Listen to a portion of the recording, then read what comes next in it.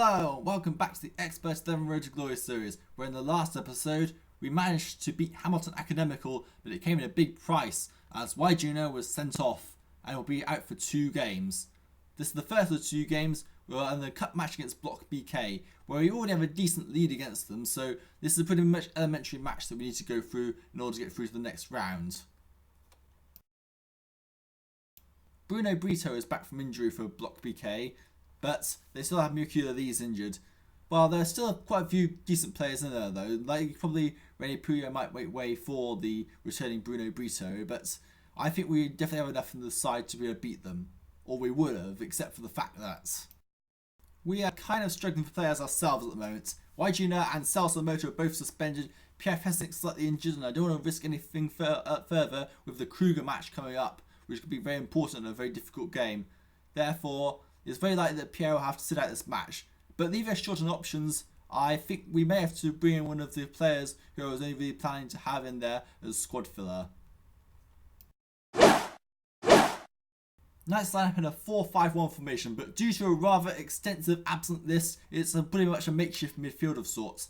Ant Connolly is the goalkeeper, with Pim, Kruis, Ibrahim Qamara, Ledley King and Aquila Santa Maria as the back 4. Nothing unusual there. Midfield sees Azrat Zaire partnered with defender Devin Reilly in midfield. Reginald Etta, Alvita Roma, Raymond Hargreaves as normal, and Reginald Lacey makes his first start for the club. He was signed simply as a backup striker to Celso Mota and to make up the room, even though he probably would have been behind Devin Reilly, and Lacey would only be used in emergencies. It appears we really have an emergency here because he is starting for the first time. Block BK meanwhile, Fernando Cosme in goal. Back 3 of Andronic Sotan, Lambert Crook and Kieran Wicks. Midfield Gunvald Hornberg, Bruno Brito, Barry Vastenhauer, Federico Pimenta and Armindo Antero. Front 2 Lance Oliver and Mickey Maynard. Bench of Orwell Ludvigsen, Kosti Rangu. Julia Pitanga, René Puyo and Johnny Sodermark. It's the same team they played in the first leg, but with the addition of Bruno Brito in for René Puyo. Let's go live to the supermassive black hole for the match. The team take the positions in the pitch. Knights are in the red strip, playing from left to right. Block BK are in the white strip with their captain, Kieran Wicks, and they'll be playing from right to left. As you see Kieran Wicks flash up on the screen there. Referee is Constance Payne, a real pain to everyone involved. And then in the bottom left right hand corner of the screen you can see matches from some of the higher seeds. Pretty much the return fixtures of what we saw last round. Knights makeshift team up here with Reginald Lacey making his first start for the club. How will he get on? As we see through the Block BK team here, and Knights have a 4-0 advantage in this first leg. So the second leg gets underway now, and can we get more goals or will Block BK come back into this? They have a card early on here. Andronic Sotan has been booked in the early minutes for Block BK with a yellow card. And Knights have a chance here. It's Alvita Roma! And it's reflex save by the goalkeeper, Fernando Cosme. Good save by the Block BK goalkeeper, but Knights have a free kick in a dangerous position here. But no Hesslink, he's on the bench, so it's tapped to Alvita Roma instead. Saved by Cosme. Would Hesslink be able to score against Cosme? We may never know, but Knights have another chance here. It's sighted on goal by Devin Reilly, who's playing in midfield today, and it's easy for Cosme. And we've got another chance. It's a lob from that side of the area by Reginald Etta and scores! Reginald Etta makes it 5-0 on aggregate to Knights of Sidonia, 1-0 on the day. So that's a very good advantage now, and Block BK have a huge mountain to climb. We've got a free kick in a dangerous position here. Straight goal by Pim Kruis. Straight at the goalkeeper. Yeah, Pim was not really a free kick taking expert, so he wasn't really going to get to that. And Block BK have a chance here. It's Andrek Sosan with a well-placed header. And said to be just wide. Block BK in search for an away goal, although in truth they need a lot more to get back into this game. Razor Taretta a precise header on goal, and tapped over the ball bar by Fernando Cosme. Well, we're doing well so far, 1-0 leads. And because it came to the end of the first half of the breakaway, it's Reginald Lacey who tries to play the ball left the goalkeeper, the 17-year-old, he scores!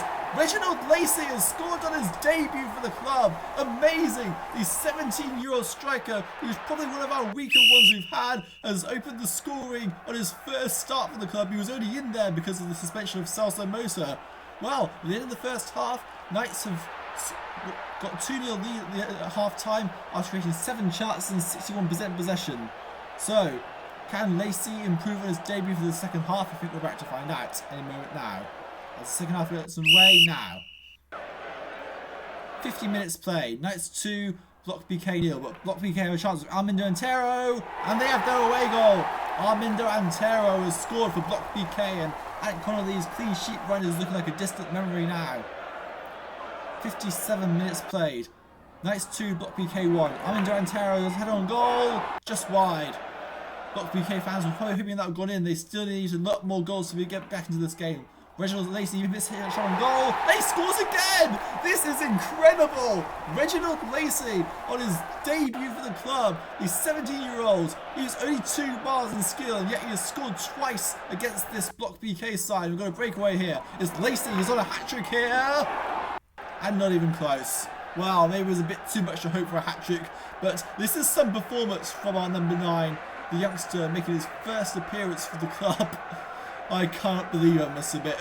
I only threw him on because we need to protect our players for the Kruger FC match. And yet, he has actually repaid my faith in him and scored 2 goals in his debut.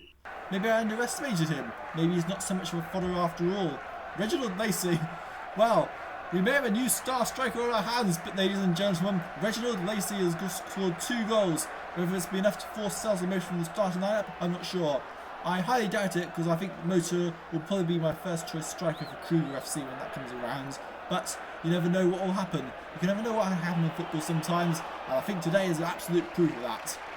The Knights have won 3-1 against Block BK and very comfortable in aggregate. Pim van der Kruis for the man of the match for Knights and Lambert Crook the man of the match for Block BK. What a performance. Well, the big story here is obviously Reginald Lacey's 2 goals. Well, I'm going to say if this is going to be the only appearance for the club, then it's quite some appearance, I must admit. Well done, Reginald Lacey. You really earned it there.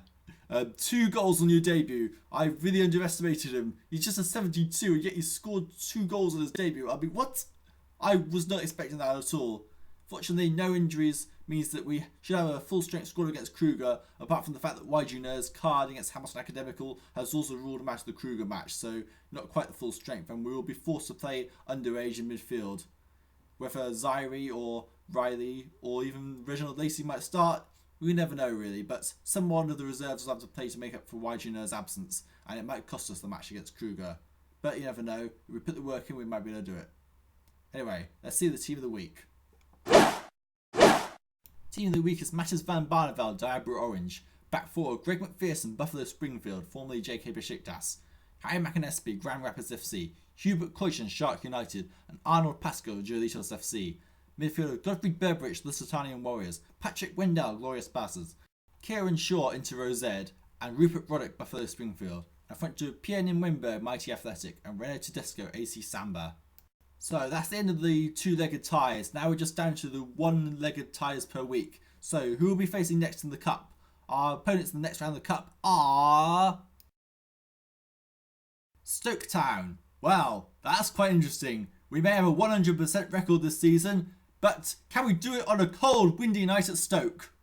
Well, we will never know because this upcoming game is going to be played at the Xpert Arena, so we will never truly know whether this team could do it on a cold, windy night at Stoke, but hopefully we can do it against Stoke Town. See you guys next time.